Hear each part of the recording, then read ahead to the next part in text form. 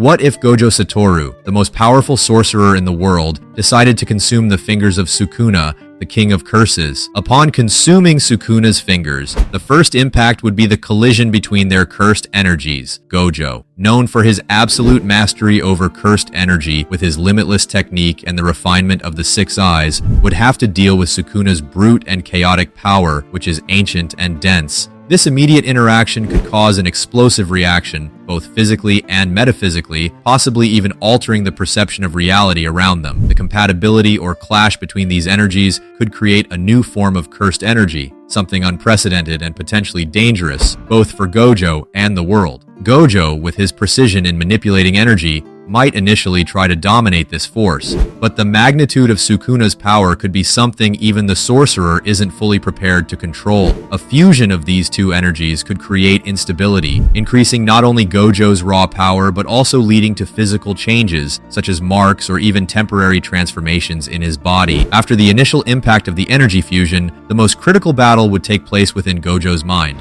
Unlike Yuji Itadori, who constantly fights to keep Sukuna sealed, Gojo has the six eyes, a unique ability that gives him absolute control over the perception of cursed energy and possibly the mental strength necessary to resist Sukuna's attempts at possession. Gojo might be able to block Sukuna from taking full control of his body while also monitoring Sukuna's influence in real time. However, Sukuna's mental strength should not be underestimated. As the king of curses, he possesses millennia-old cunning and unmatched malice, which could slowly begin to erode Gojo's mental defenses. It would be a constant internal conflict, a struggle between absolute control and the attempt at domination. Here, the six eyes would act as a barrier against full possession, allowing Gojo to maintain his consciousness. But Sukuna's presence would always be an imminent threat, trying to corrupt his judgment and actions. Gojo could maintain his freedom for a while, but the question would be, how long could he resist the touch of madness Sukuna would bring? With Gojo resisting Sukuna's direct possession, the next impact of this fusion would be the extreme amplification of his powers. Already the most powerful sorcerer in the Jujutsu world, Gojo would now have access to Sukuna's techniques, which are purely offensive and lethal. This combination would create a monster of unimaginable power. Gojo already masters the limitless technique, which allows him to manipulate space around him, rendering any attack ineffective. Adding Sukuna's techniques, such as the feared malevolent shrine, Gojo could summon a hybrid cursed domain, a fusion of his infinite void and Sukuna's destructive temple. Imagine a space where the vastness of Gojo's infinity merges with the cutting carnage of Sukuna's technique, where time and space fragment along with the bodies of their enemies. He would have both the impenetrable defense and the most devastating offense the Jujutsu world has ever seen. Additionally, Gojo could enhance his hand-to-hand combat with Sukuna's sharp claws and physical techniques. In direct combat situations, Gojo wouldn't just disintegrate attacks with the infinity, but would also apply Sukuna's brutal and merciless strength to destroy his opponents. The combination of these fighting styles could turn him into a living weapon, capable of facing armies of curses and sorcerers with ease. However, this power increase would come at a cost. The more Gojo accessed Sukuna's abilities, the more he would expose himself to the curse's evil touch,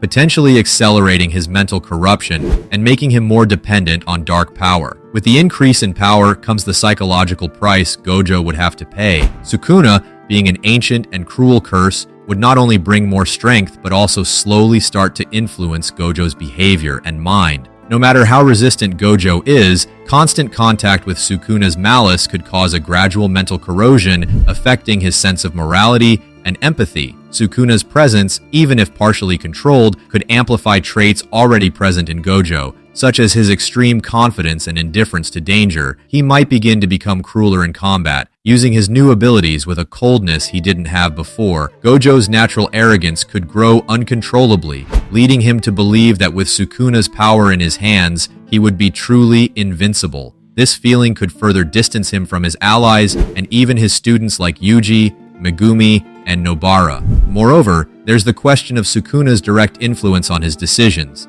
Even without fully controlling Gojo's body, Sukuna could subtly manipulate his thoughts, planting ideas and strategies that are more violent and morally dubious. The line between Gojo Satoru and Sukuna would begin to blur, and Gojo could find himself questioning his own intentions.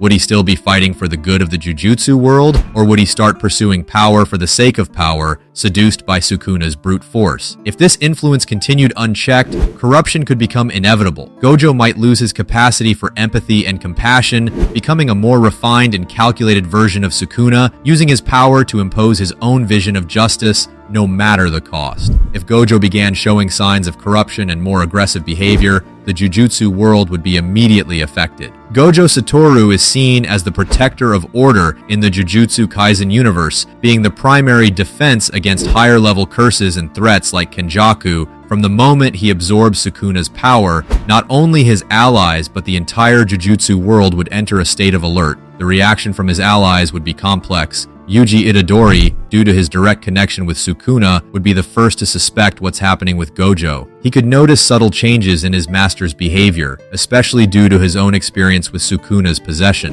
Megumi Fushiguro, who has always trusted Gojo, would also be torn between his loyalty and growing concern over his mentor's increasingly violent and relentless choices. Within Jujutsu High, the elders and administration would view Gojo with growing distrust. His alliance with Sukuna would turn him into an uncontrollable threat, leading to speculation about the need to neutralize him if he lost control. This could create divisions within the school, with some sorcerers believing Gojo is still trustworthy, while others fear he is becoming as dangerous as the very curses he fights. The antagonists, such as Kenjaku, would see this as an opportunity. If Gojo, the greatest obstacle to their plans, were corrupted or weakened by Sukuna's influence, Kenjaku might try to manipulate this new version of Gojo for his own interests. Perhaps he would encourage the complete fusion between Gojo and Sukuna, aiming to use this hybrid entity to destroy his enemies and reshape the world in his image. In the most extreme scenario, Gojo could be considered a global danger, with sorcerers from other clans and even high-level curses banding together to try to stop or seal him. The balance of power in the Jujutsu world would collapse, with Gojo and Sukuna representing a force beyond anyone's control. Yuji and his friends would have to decide if they can still trust Gojo or if they need to face him to save the world from a threat even greater than Sukuna alone.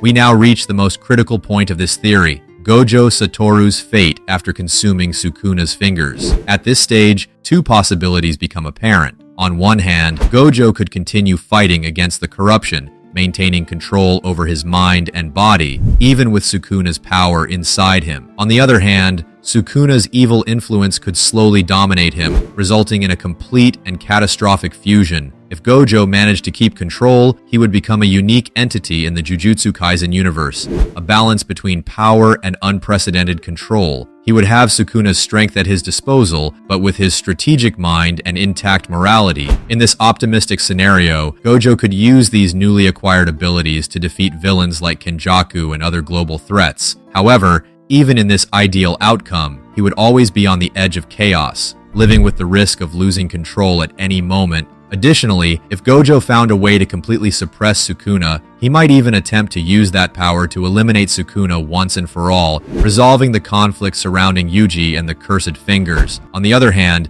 if Sukuna dominated Gojo, the scenario would turn apocalyptic. Sukuna, now controlling the most powerful body in the Jujutsu world, would be practically invincible. He would not only possess Limitless and the Six Eyes, but also his own abilities and malice. In this form, Gojo would be consumed, and what would remain would be a hybrid of pure destruction. This fusion would create a new, final enemy, someone with absolute power and distorted morality, representing a threat that even Yuji and his allies would struggle to fight. In this case, the Jujutsu world would unite to try to stop this new entity, but the chance of success would be slim. Sukuna, in Gojo's body, could rewrite the rules of reality and decimate any resistance. Only an unexpected strategy, like Yuji sacrificing himself to destroy Sukuna from within, might have a chance of success.